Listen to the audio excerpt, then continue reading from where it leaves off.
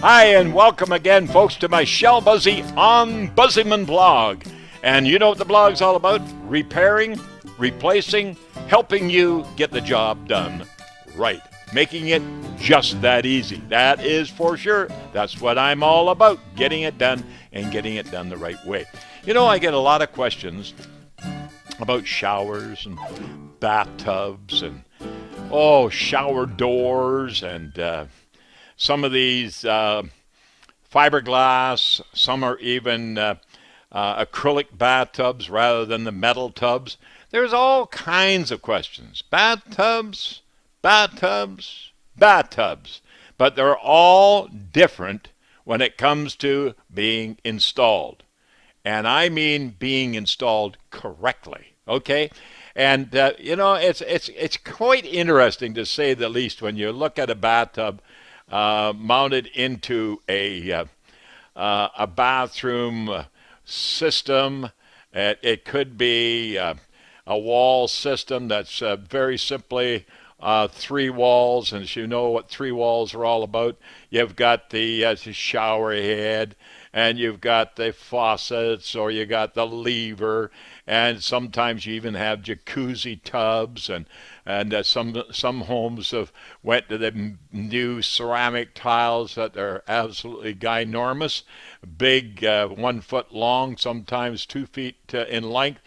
Some have just the old fancy 4-inch tiles with a pattern, all those different things. But ceramic tile is ceramic tile, acrylic is acrylic, and bathtubs, be it acrylic or be it metal, that's just the way it is. So I better put a little design in there showing some of the bathtubs that are out there today.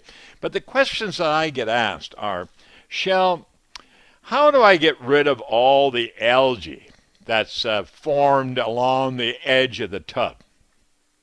That black spotting. Well, really it's called maintenance.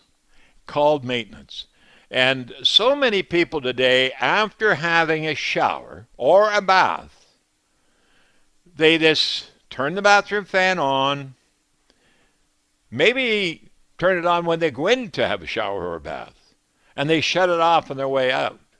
And that's not what you want to do. That's when you should be leaving it on, because for every shower or bath, your bathroom should be exhaust vented with the fan. That's your exhaust fan that's in the ceiling.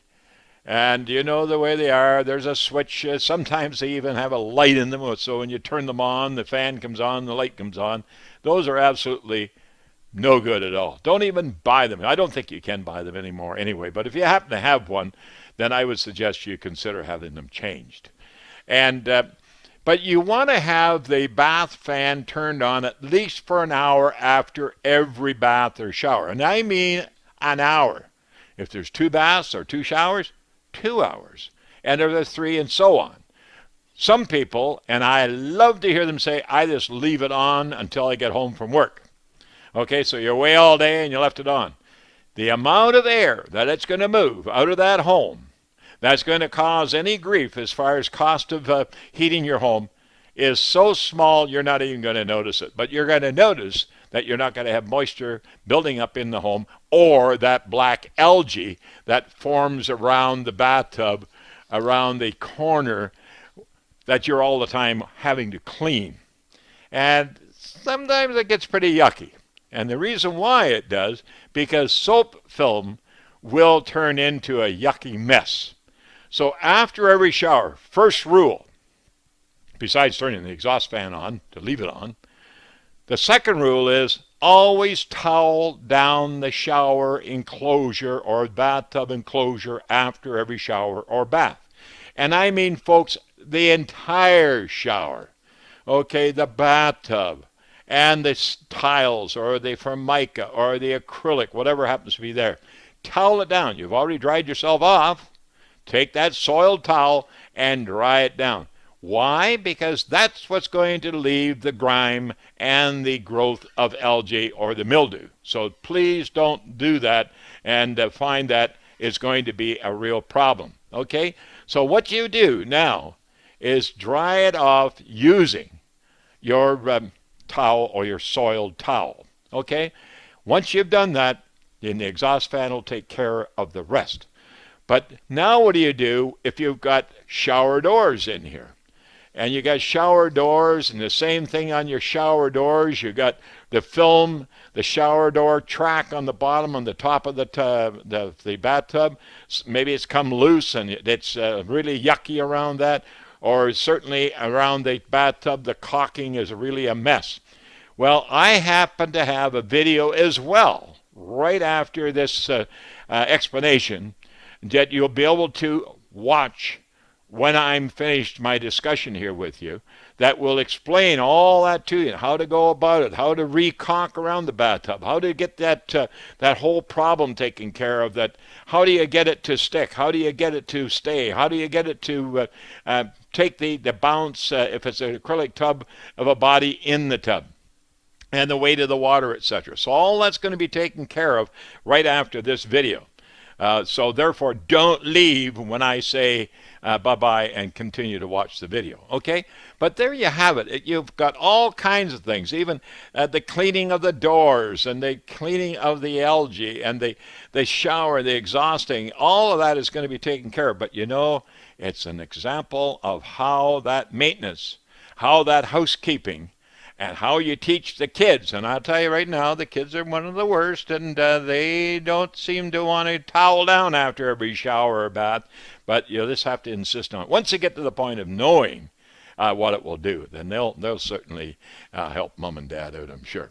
Okay, but there you have it. And that is maintenance and how to take care of maintenance of a bathtub and a shower. It's just that easy, but don't go away until you watch this video. This is my OmBuseyMan for today. I hope you enjoyed. Bye-bye for now.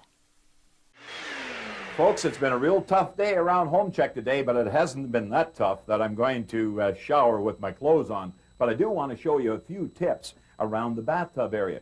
Take a look here. Now, this is not the average bathtub. This is a fiberglass tub, but there's lots of them around. But here, where they guide for the sliding doors along the top of the tub, it's loose. Listen to that. And therefore it leaks water. Now, in order to seal that, we have to clean it. So first of all, let's clean all this silicone caulking out of here, as well as the algae that you can see the black underneath that caulking compound. Now, as I indicated, this tub is not the average tub. It has a lip of fiberglass that goes up underneath the ceramic tile. So therefore, there's no problem there of caulking, but if it was, the same process that I'm going to show you would have to take place. So first of all, let's clean off that silicone. Now I'm going to use a 3M indoor-outdoor caulk remover. Now it's not really in a sense a remover as much as it is a softener, making it nice and liquidy so you can remove it. Now there's other products on the market like this. So what I'm going to do is squeeze it out on top of the surface of the area that has to be removed. So I'm just running a nice bead along there. That will soften that up, and then we'll have to clean it and get all that residual of silicone off of there.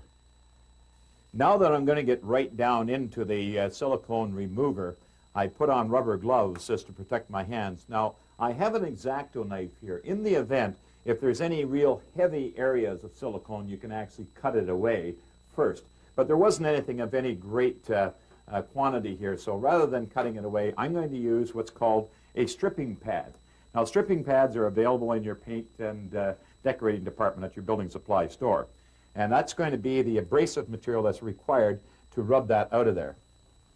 So I'll just rub that out, and we'll clean that all up. Now, it may take a couple of applications, and if so, by all means, just wipe it all down and then put on another application. But you can see it's coming off quite nicely. Now that I've got it all cleaned and rinsed and dry with a cloth, always make sure it's dry to the point that there's no water anywhere, using a hair dryer for 2 or 3 minutes.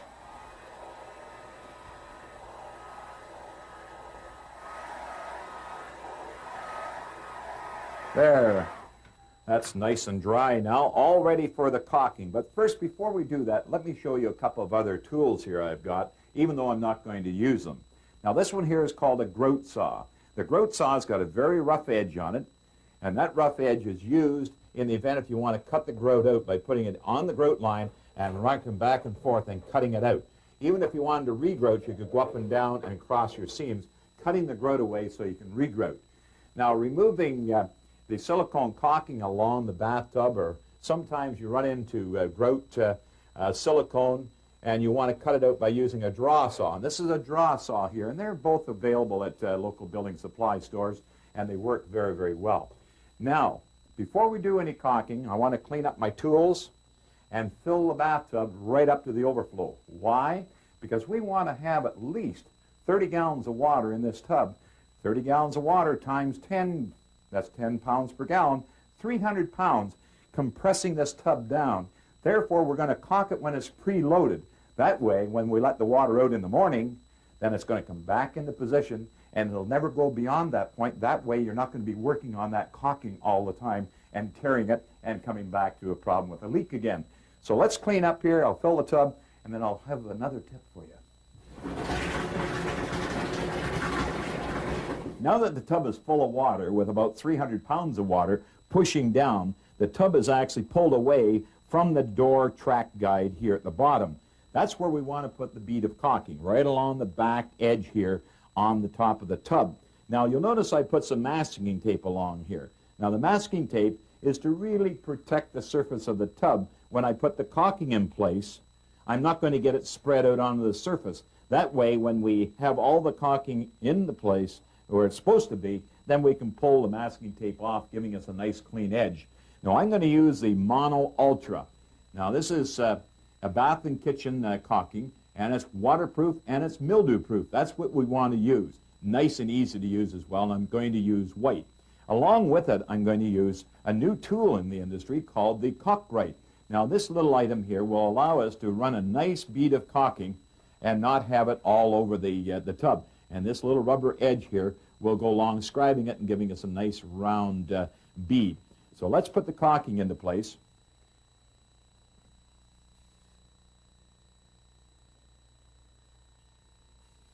There we go. Now we use the Caulk-Right.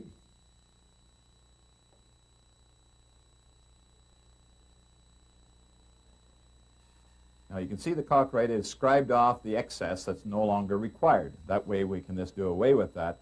But as soon as that's complete, now pull off the tape. Giving a nice clean bead all the way along the inside of the tub. Now the idea is to leave the water in the tub overnight. That way it'll cure in that location, because that's very important. When the water goes out of the tub will come back up into position. Therefore, it will never go beyond that point again with body weight and water weight, because you never have a full tub of water when you get in, or it would come over the top. Well, there you have it, the proper way to caulk around a bathtub and the easy way.